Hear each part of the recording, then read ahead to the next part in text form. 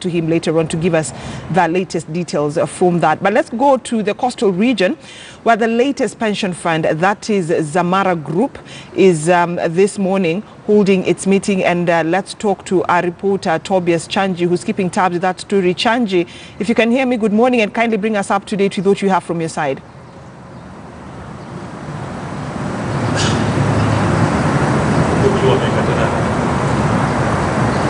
Between 5, 7 or 10%, and that too over a period of time would make sense.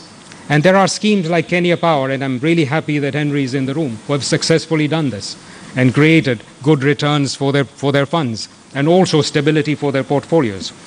Now, clearly, we must ensure that there are investable and bankable opportunities that we can actually invest in.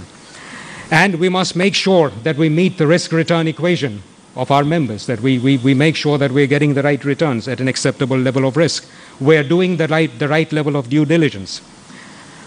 And all of this does require expertise. It does require innovation in the structuring and packaging of investments that can enable pension funds to properly invest in them. And this is why the focus for the second day of our conference is investing in our future. We have some excellent presentations and practical case studies on infrastructure and private equity investment, as well as investing in offshore markets. We do not feel we should shy away from talking about the Big Four. In fact, we should actively be seeking a seat at the table and engaging with the authorities and make sure that we make our viewpoints felt.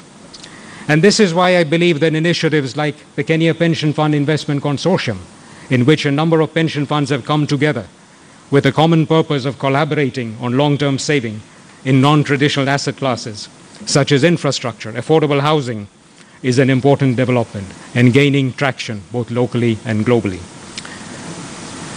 Ladies and gentlemen, I've set the scene for what we expect to cover over the next 2 days.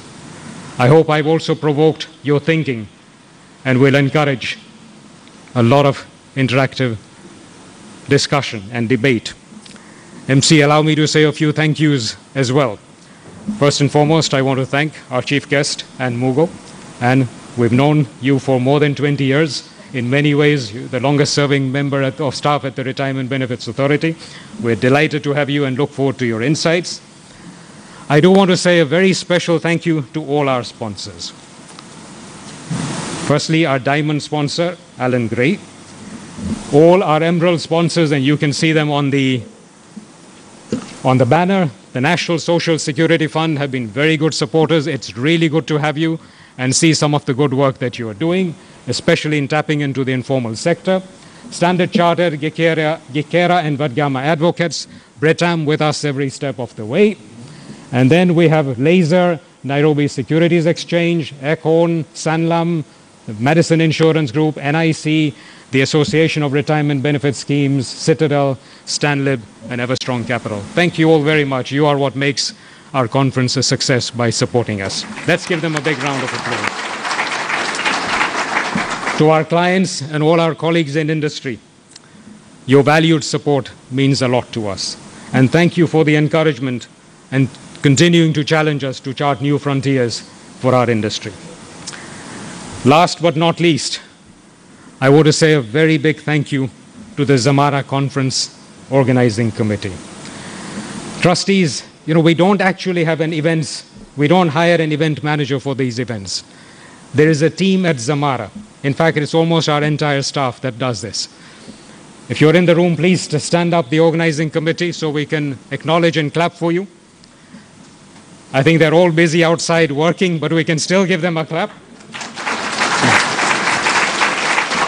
And this team has worked tirelessly over the last few months and spared no effort to ensure that the conference is a truly worthwhile and enjoyable experience for you. I'm almost done, Mark. Ladies and gentlemen, this is an incredibly exciting time for the pensions industry in Kenya. And I believe there is a real opportunity for us to take a big leap by challenging convention, thinking outside the box, so that we can become an important part of the financial services industry in Kenya and Africa as well. I'm looking forward to active interaction on how we can make savings easier and more understandable to our people to enable Kenyans to get the most of their retirement saving. After all, as Zamara, our vision is to create a financially secure and prosperous society. So, ladies and gentlemen, thank you, and prepare yourself to be challenged, excited, and inspired. Thank you very much indeed. Wow, that is the Zamara Pension Fund holding a two-day conference in Diani in the coastal region. It is one of the biggest funds in the country. Now, let's go back to a developing story, a top story, and that is the standstill that was